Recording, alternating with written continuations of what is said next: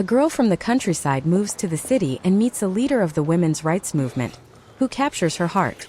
Between love, struggle, and prejudice, they are drawn into passionate yet challenging moments.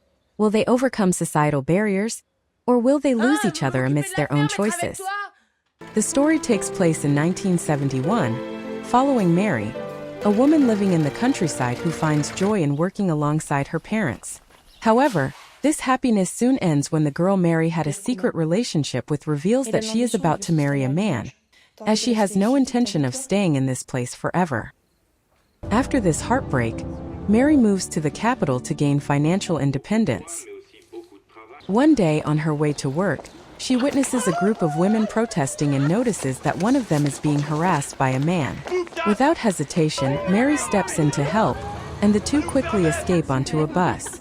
There, the woman introduces herself as Sarah and thanks Mary for stepping in.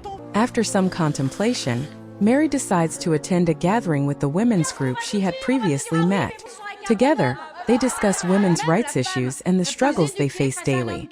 After the meeting, Mary and Sarah go for a drink to get to know each other better. Mary learns that Sarah is an Italian language teacher and realizes that Sarah had playfully schemed to make sure Mary would see her again at the next meeting. Mary does not object, and a few days later, she eagerly awaits Sarah, the woman who helped her integrate into the group amid protests and joyful moments. Mary even writes to her best friend, sharing her excitement about her new life in the city and the special woman she has met. However, this happiness is short-lived when Mary visits Sarah's home and discovers that she is living with her boyfriend. Mary remains firm and challenges Sarah to take part in a mission that the group had been debating for days, whether or not they should intervene. Eventually, they decide to rescue a friend of one of the group members, who is being held against his will in a conversion therapy center. The mission is successful, but they are forced to spend the night at a woman's house in the city outskirts. Sarah climbs into bed with Mary. Mary considers that it might be a good idea to kiss Sarah. However, Sarah is taken aback, pushing Mary away and asking what she is doing. Overcome with embarrassment, Mary asks Sarah to leave. The next day, Mary remained silent on the way home and avoided the group in the following days. Noticing this, Sarah decided to meet Mary after work to explain that she wasn't shocked by the kiss. She had simply not expected it. She also clarified that she had no prejudice against homosexuals, but she herself was not one of them. Mary takes Sarah to a private place and kisses her again. At first, Mary is the only one initiating, but slowly Sarah reciprocates, and they find themselves lost in a passionate kiss. Before long, they return to Mary's home, where they spend time together in deep satisfaction. Returning home, Sarah finds her boyfriend preparing dinner, and she decides not to tell him about what had happened. In the following days, Mary is visibly happy, while Sarah seems distant. Eventually, Sarah invites Mary over to her place, and this time, they fully surrender to their emotions. Sarah confesses to her boyfriend about her relationship with Mary, and he warns her that they will no longer share a bed until she makes a clear decision. Afraid of his ultimatum, Sarah continues her affair with Mary. They are more inseparable and blissful than ever, until Mary's father falls ill, forcing her to return to her hometown to care for her family. Sarah cannot hide her sorrow, and even her boyfriend has to console her. Meanwhile, as Mary works on the farm, her mother announces that she will be staying at the hospital for a few days to care for her husband. Seizing this opportunity, Mary invites Sarah to visit her hometown for the weekend, and they share precious, intimate moments together. However, upon returning to the city, Sarah's boyfriend is furious and demands that she choose once and for all. Sarah breaks up with him and decides to move to the countryside to live with Mary. She introduces herself to Mary's mother as just a good friend visiting.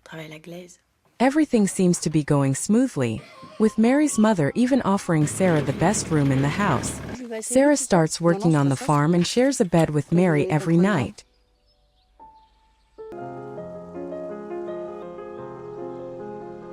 One day, Sarah confesses to Mary's father that she loves his daughter, but he can only remain silent, unable to speak or move. Later, Sarah asks Mary if she misses the city. Mary replies that she doesn't, because she has Sarah by her side. However, Sarah's relationship with Mary's close friend is tense, as he had secretly been in love with Mary and had once seen them kissing through a window. Mary's mother also wishes for her daughter to marry him, which enrages Sarah. She reproaches Mary for not having the courage to tell her mother the truth. Worried that her mother would never accept their relationship, Mary chooses to remain silent.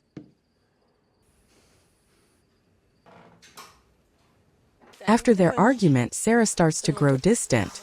Mary tries to mend things, but one day, when they are caught together, Mary panics.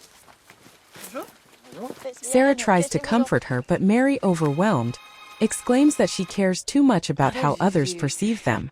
The tension between them escalates, and eventually, Mary's mother discovers the truth about their relationship. She demands that Sarah leave. Heartbroken, Sarah tells Mary that she is leaving, and Mary makes the decision to go with her.